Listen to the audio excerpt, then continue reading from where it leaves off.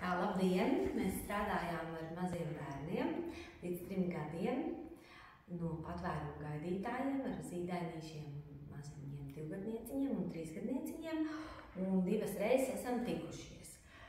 Es vairs nepateikšu, ko mēs pirmoreiz darījām. Es varu pateikt, ko mēs šodien darījām, bet veids, kā mēs darām, ir uzsvars uz to, lai mammas, neizmantojot nekādus sarežģītus priekšmetus, spētu pavadīt laiku ar bērnu gan jēgpilni, gan arī viņam kaut ko iemācīt. Tā kā mūzikā ir daudz informācijas, tad mammas var arī izmantot to. Sākām mēs šodien ar tādu lakatiņu dziesmu. Lēni, lēni, ātri, ātri, ātri, ātri, ātri, ātri un lidot. Dziesmiņai vārdu nebija, mūzika bija 3 tādas struktūras, viena ļoti lēna, otrā ātra, ātra, ātra un trešā tāda gaisīga. Un tad mēs vairākas reizes šo mūziku atskaņojām, un dažādu krāsu lakatiem lidojot, rodas dažādi iespaidi, un dažādi spēja bērni ar viņiem manipulēt. Tas atkal mājās, ja ir šaulītes vai jebkas, ko var purināt, vajag tikai radio ieslēgt. Ieslēdzam radio,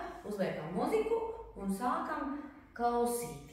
Šī spēle iesaista klausīšanās procesā, ka tu dzirdi, kad ir lēni, tu dzirdi, kad ir ātri, un vari to parādīt ar šo lakatiņu kustību. Nākošo spēli mēs spēlējām, un tas vairāk izdevās tiem mazākajiem, kur nekustās no vietas, spēlējām pirkstiņu spēli, kur ir īkšķis. Here I am, here I am. How are you today, sir? How are you today, sir? Run away, run away. Un tad viņi staigā visi uzlikuši lakatus uz rokas, un mammas mēģināja viņus saķert un pataustīt viņiem pirkstu. Bet tas ir diezgan tāds patiesībā svarīgs uzdevums tās motorikas attīstībai, ka viņi sajūt katru pirkstiņu atsevišķi tik mazi būdami. Un tad, ja mamma viņu pamasē un ar viņu paloka un viņu pakustina, tad tas pirksts jau ir jau sniedzis daudz informācijas bērnam. Tā mēs varbūt bērniem netika aizraujoši, bet īpaši pirms gulētiešanas šitādu spēli var izspēlēt, mierīgi pamasējot pirkstiņus. Tad mēs spēlējām play along ar dažādu veidu grabuļiem. Man šķiet, ka mammas paskatījās, ka jebkurā pudelē kaut ko iedarot, te ir skaistas pērles un kaunēji, kā es esmu ciemos, bet tur jau mierīgi var iebērt mazus akmentiņus un rīsus un dažādas krūves un pat neko skaistu nelikt. Galvenais ir aizlīmēt korķi, jo citādi tas vairs nav instruments, tā tagad ir tāda miskastē.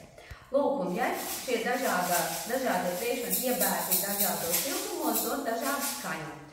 Un tad, kad mammas rāda paraugu, skan mūziku un mammas spēlē.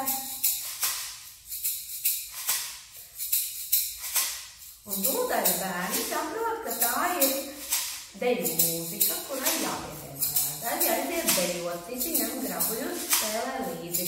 Mammas jūt, ka viņas ir tā šī mūzika rapuskusiņas, maija.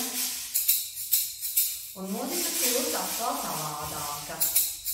Tikai atkarīgs no tembriem, kurus jūs lietojat un kā jūs lietojat. Mammas tur redzēja visādas kastītes aizlīmētas un dažādas buņģas un cepumu traukus. Visu, kas ir izturīgāks par papīru, var pārtaisīt par instrumentu. Atpadīt, tas jau ir milzīgs sarežģīts, tas nevienam nav vajadzīgs. Tā, tad mēs spēlējām ripo manā bumbiņā, ripo, un tad vienāds hop, hop, hop, hop. Šie priekšmeti, kuri ģimenēs jau ir mājās, bērniem ir skaidrs, ka viņiem spēlējās, bet tad, kad tu viņus mēģini kaut kādās struktūrās iesaistīt, tas kļūst par tādu matemātikas uzdevumu.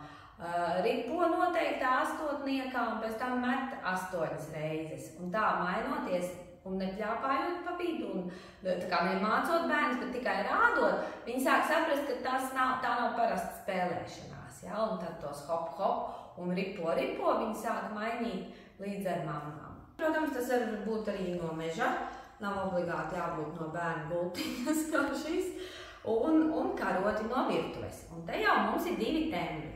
Mums ir kociņš, tukšs un tukšs.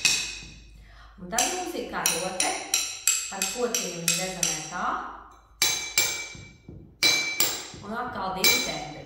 Un mēs par tembriem, protams, ar bērniem nerunājam. Bet mēs rādām viņiem, kādas ir iespējas. Un tad, kad skan mūzika, vienkārši šis process kļūst par muzicēšanu. To sauc par play along. Bet patiesībā, tikko viņi sadzird, ka ir vairākas dažādas tembri, viņi sāk ar viņām eksperimentēt. Vienīgais risks ir pēc tam, ka viņi sit pa lietām, pa kurām vairs nedrīkst sist, bet, viņi ļoti pieklājīgi bērni. Droši vien, ka viņi nemēģinās. Man vēl neviens nav sūdzējies.